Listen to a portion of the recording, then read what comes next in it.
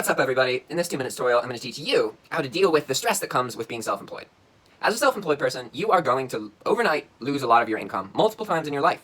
It's something you're going to have to deal with. And it sucks, but it gets easier.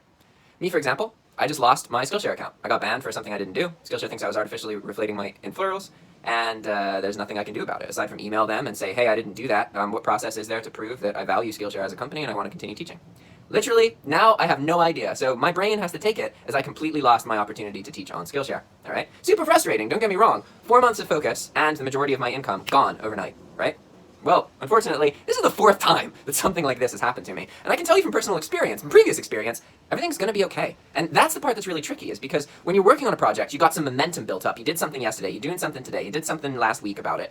That is really positive and powerful. And when one of these events happen, it destroys that momentum. And you have to be able to maintain momentum even if the thing you're working on gets banned overnight, right? So in my case, I was making Skillshare courses, I was working on courses, I was providing counseling services for people interested in Skillshare, I was doing other Skillshare stuff, everything I was doing was Skillshare related, and then banned. Suddenly I can't do any of that work, I can't even take Skillshare courses, right?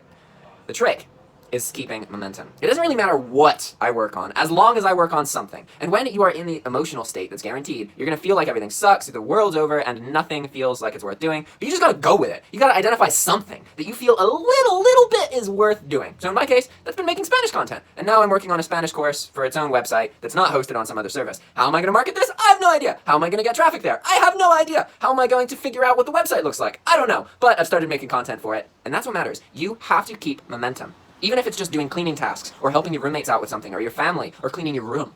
All of these tasks maintain and build your momentum. And it's going to be absolutely critical to maintain momentum, especially during times of crisis. And as a self-employed person, you ain't relying on no one else, you're relying on you. And there's going to be times where it feels like everything's over. But don't worry, it's not. It's just a obstacle. Alright guys, thanks for watching. See you next time. Ciao!